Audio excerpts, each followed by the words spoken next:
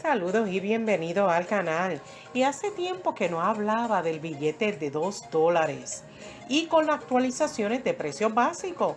Y estoy segura que muchos de ustedes disfrutarán mucho de la información que les tengo sobre estos billetes de $2, que muchos de nosotros nos encanta. Cuando el Congreso estaba considerando emitir los billetes de $2, inicialmente se autorizó un número relativamente pequeño de 49,000 billetes, aunque solo fue respaldado por el Congreso, pero rápidamente se depreció en valor. Entonces, se decidió tomar otra medida sobre los billetes y se llevó a prohibir como billetes en curso, lo que se empezó a emitir monedas de plata, cobre y oro únicamente después de que la Casa de la Moneda de los Estados Unidos comenzara a operar en 1792. Sin embargo, durante la Guerra Civil, el Departamento del Tesoro Federal propuso emitir billetes en curso legal para ayudar a la situación financiera de la Unión. Y estos fueron los primeros billetes de $2 de 1862. Y tenían un grabado de Alexander Hamilton. La verdad que tomó algún tiempo para que se popularizara estos billetes y no circularon mucho en ese momento. En parte porque las personas promedio ganaban menos de $1 al día. Estamos hablando de los 1800 y pico. Pero luego la inflación erosió el valor del dólar y aumentó su uso. También se emitió otro billete de $2 a partir de la serie de 1874 y Hamilton fue reemplazado por Thomas Jefferson. En 1928 se redujo el tamaño del billete y la parte trasera presentaba a Monticello, la casa de Jefferson. Hasta 1965, los billetes de $2 siempre llevaban un sello rojo, pero desde entonces ha llevado un sello verde.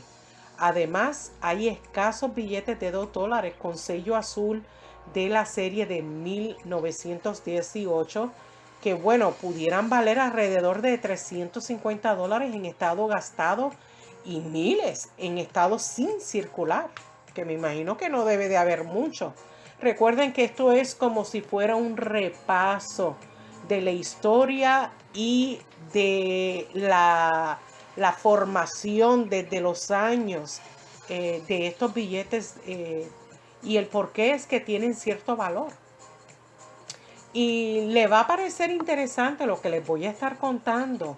En la época de la Gran Depresión, cuando el dinero escaseaba, los billetes de $2 comenzaron a asociarse con la superstición y también con el soborno y otras actividades delictivas. Y Tammany Hall del Partido Demócrata del siglo XIX, y aquí yo no estoy hablando ni de políticas, nada que ver, tiene que ver con historia, pues esta persona en el Partido Demócrata del siglo XIX en la ciudad de Nueva York las utilizó para sobornar a inmigrantes para que votaran, así como para juegos de azar y prostitución.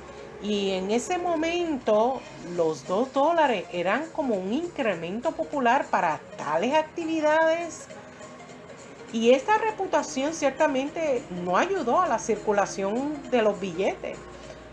Como también habían personas que eran más propensas a acumularlos en gastarlos y usarlos para obtener propinas o regalos. Y en general, desde su inicio en 1862 hasta que se imprimieron los billetes de 1965, se imprimieron un total de 1.600 millones. Y bueno, ya a principios de la década de 1960, el billete de $2 rara vez circulaba. Y en 1966 se suspendió oficialmente debido a la baja demanda pública. Pero bueno, como muchos de ustedes saben, algunos de estos billetes de $2 con sello rojo de la serie de 1953 son bastante escasas como los billetes de 1953C con estrella, ya que solo se fabricaron como 360,000 y los ejemplares sin circular valen alrededor de $100. Para los que desconocen, y les menciono que si usted ve un billete de $2 y tiene una estrella al lado de su número de serie, esto significa que fueron reemplazados. Tal vez porque los billetes fueron mal impresos o defectuosas, y el uso de la estrella y un número de serie único pues ayuda al gobierno a realizar un seguimiento de la cantidad del billete que hay. Y de hecho, la cantidad de billetes con estrella es mucho menor que los billetes regulares, por lo que son muy coleccionables y estos billetes son escasos.